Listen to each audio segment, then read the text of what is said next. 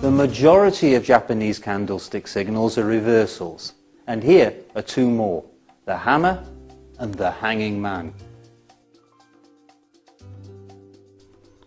These are one candlestick patterns too. They have long lower shadows and small bodies, which are in the upper third of the price range. Surprisingly, it doesn't matter whether the candles are black or white. When you find one on a downtrend, it's signalling that the trend's life is near to an end, and the candlestick is called a hammer. A similar candle on an uptrend signals the end of that trend, and once again, a reversal signal for an uptrend has a sinister name. It's called the hanging man, and indeed it promises anything but good for the life of said trend. The hammer and the hanging man have three identifying features. 1. The body is in the upper third of the price range. 2. The lower shadow is twice the length of the body. And 3. The candle doesn't have an upper shadow, or the shadow is very short. You'll have noticed that hammers and hanging men are very similar to doji. The main difference is that the hammer and the hanging man have bodies, albeit small bodies. They are bodies nevertheless. What we want are long lower shadows, short upper shadows and small bodies. Though the bodies can either be black or white, a white hammer body tells us that during the period prices fell, but then a revival began with price closing near the high. It says that the bull enthusiasm is strengthening. A black hanging man says that the closing price could not return to the opening price level. The long lower shadow illustrates the bull's nervousness. Altogether, it points to the strengthening of the bears.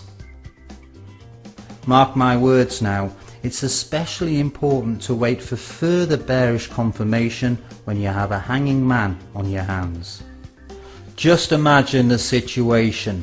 The market is crackling with bullish energy.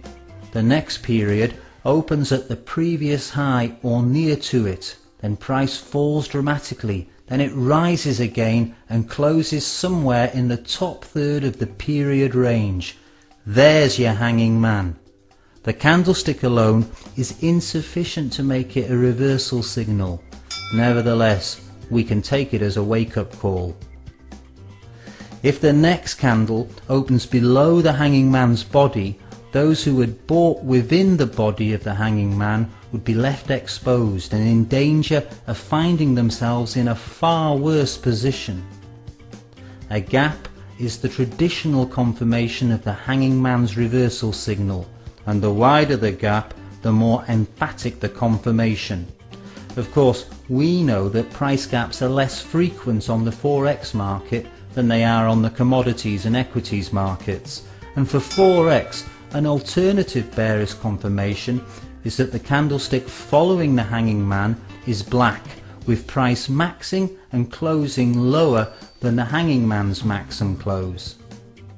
Another confirmation is when a gravestone follows immediately on from our virtual execution, an apt ending no doubt, but also a final death knell for the trend.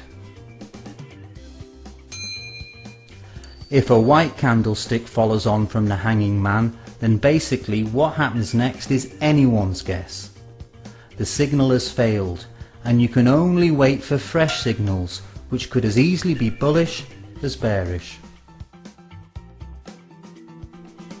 The hammer should also be confirmed, with bullish confirmation this time of course. So what you're waiting for is a white candlestick, or maybe a dragonfly, to confirm the signal. However, the hammer has more potency than the hanging man, so if a black candlestick follows the hammer but has a higher low than the hammer low, we can accept the low of the hammer as the probable low for the whole bearish movement. Nevertheless, I wouldn't act on a hammer until I got one of those further bullish confirmations. Japanese candlesticks, like other forms of chart analysis, are observation-based rather than rule-based. The hammer and the hanging man don't have to be perfectly proportioned. Just remember, the longer the lower shadow is, the more potent the signal.